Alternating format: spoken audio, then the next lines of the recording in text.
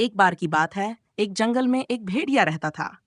वह बहुत भूखा था और खाने की तलाश में इधर-उधर भटक रहा था। तभी उसकी नज़र एक शिकार पर पड़ी, लेकिन वह उसे ठीक से खा नहीं पा रहा था, क्योंकि शिकार के गले में एक हड्डी फंसी हुई थी, जिसे वह बाहर नहीं निकाल पा रहा था।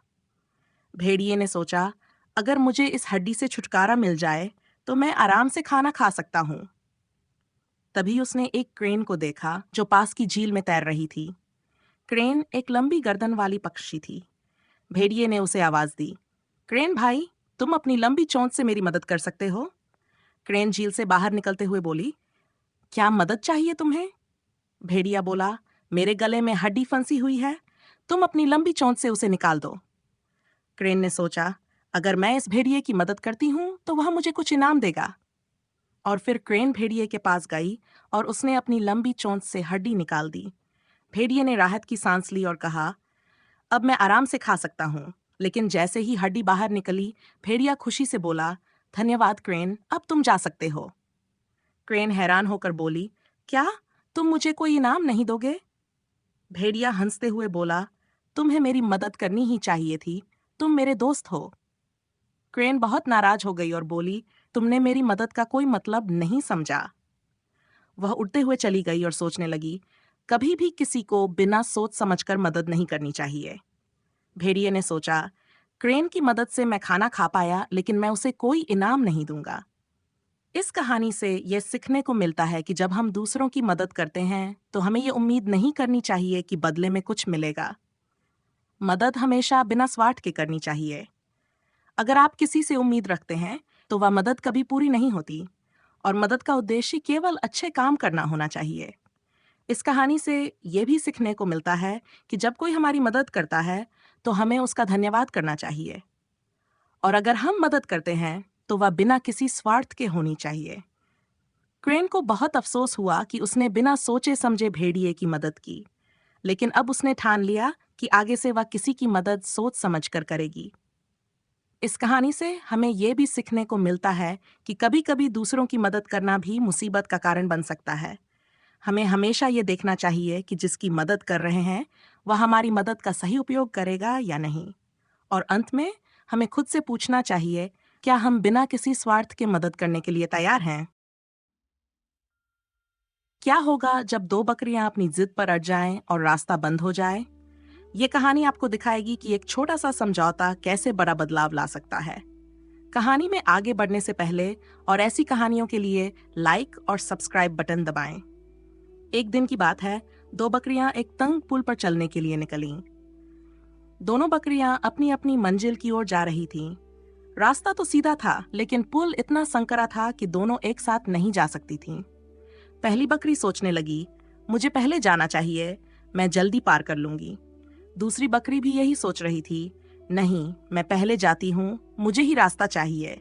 दोनों बकरियां अपनी जगह पर अड़ी हुई थीं और कोई पीछे हटने को तैयार नहीं था। तभी दोनों बकरियां एक दूसरे से टकरा गई और दोनों गिर पड़ी। दोनों गुस्से में आकर चिल्लाने लगीं, तुमने क्यों टक्कर मारी? तुम ही क्यों रास्ता नहीं छोड़ती? दोनों बकरियां एक दूसरे को दोष देने लगीं। वे दोनों अपने अपने तरीके से सही लग रही थीं, लेकिन अब रास्ता बंद हो चुका था। पास में एक साधु बाबा गुजर रहे थे। बाबा ने देखा और मुस्कुराते हुए बोले, बकरियों, तुम दोनों का रास्ता एक साथ नहीं निकल सकता। अगर तुम समझदारी से काम नहीं करोगी, तो इस पुल से कभी नहीं पार हो सकोगी। बकरियां थोड़ी चौंकीं और बाबा की बातों को ध्यान से सुनने लगीं। बाबा ने कहा, तुम दोनों को एक दूसरे के बारे में सोचना होगा, तभी रास्ता खुलेगा।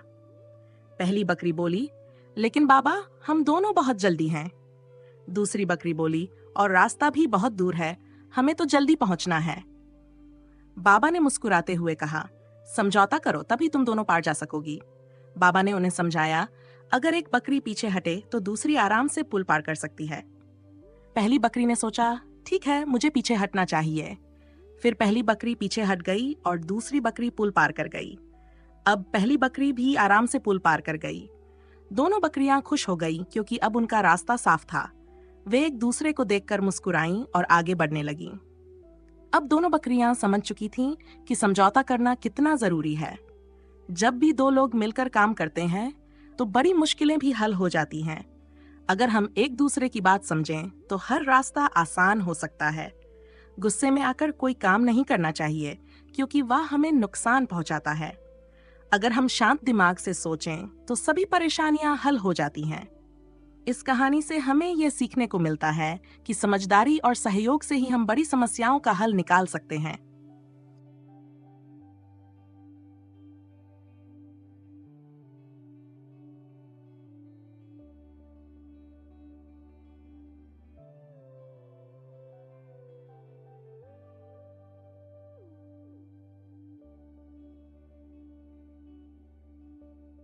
क्या आपने कभी सोचा है, जब कोई खतरनाक जानवर सामने आ जाए तो आपका दोस्त कैसा बर्ताव करेगा?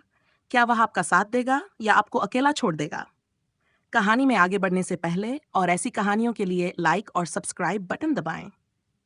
एक बार की बात है, दो अच्छे दोस्त जंगल से होकर सफर कर रहे थे। दोनों ने एक दूसरे से वादा किया था कि चाहे कुछ भी हो जाए, वे साथ रहेंगे। अचानक एक बड़े भालू ने उनकी ओर बढ़ना शुरू किया। भालू को देखकर दोनों दोस्त डर गए। उनमें से एक दोस्त तुरंत पेड़ पर चढ़ गया और छिप गया, लेकिन दूसरा दोस्त पेड़ पर चढ़ना नहीं जानता था। डर के मारे वह जमीन पर गिर पड़ा और बेहोश होने का नाटक करने लगा। भालू धीरे धीरे उसके पास आया और उसे सूंघने लगा। भालू ने उसके कान के पास मुंह लाया और फिर भालू ने सोचा कि यह इंसान मर चुका है, इसलिए भालू उसे छोड़कर वापस चला गया। जब भालू दूर चला गया तो पेड़ पर छिपा दोस्त नीचे उतरा। उसने हंसते हुए कहा, भालू ने तुम्हारे कान में क्या कहा? जमीन पर पड़ा दोस्त उठ खड़ा हुआ और गंभीर स्वर में बोला, भालू ने मुझे सलाह दी कि सच्चे दोस्त वही होते हैं जो मुसीबत में साथ रहते हैं। यह सुनकर पेड़ से उतरा दोस्त शर्मिंदा हो गया। उसने महसूस किया कि वह सही मायनों में अच्छा दोस्त नहीं था। दोस्तों में सबसे जरूरी है वफादारी और विश्वास। जो दोस्त मुसीबत में आपका साथ छोड़ दे, वह सच्चा दोस्त नहीं होता। असली दोस्त वही है जो हर परिस्थिति में साथ खड़ा हो। दोनों दोस्तों ने फिर से एक दूसरे को गले लगाया। पेड़ पर चढ़ने वाला दोस्त अपनी गलती समझ चुका था। वह जान गया था कि डर के समय भी दोस्त को अकेला नहीं छोड़ना चाहिए। दोस्ती का मतलब है एक दूसरे का सहारा बनना। मुसीबत आने पर दोस्त का साथ छोड़ने से दोस्ती कमजोर हो जाती है। उन्होंने आपस में वादा किया हमेशा एक दूसरे के साथ खड़े रहेंगे, और इस तरह इस घटना ने उन्हें दोस्ती का असली मतलब सिखाया। याद रखना बच्चों, सच्चे दोस्त वही होते हैं जो कभी धोखा नहीं देते। और यही है इस कहानी का मुख्य संदेश। दोस्ती का असली मतलब साथ रहना, वफादार रहना और विश्वास रखना होता है। क्या आप जानना चाहते हैं कि एक छोटी सी बकरी ने कैसे एक ताकतवर शेर को चकमा देकर अपनी जान बचाई? अगर हाँ, तो इस कहानी को ध्यान से सुनिए। कहानी में आगे बढ़ने से पहले और ऐसी कहानियों के लिए लाइक और सब्सक्राइब बटन दबाएं। एक बार की बात है, घने जंगल में एक भूखा शेर घूम रहा था। उसे खाने की तलाश थी, पर कुछ भी नहीं मिला। तभी उसकी नजर एक बकरी पर पड़ी, जो अकेली जंगल में घास चर रही थी। शेर के चेहरे पर एक खतरनाक मुस्कान आई।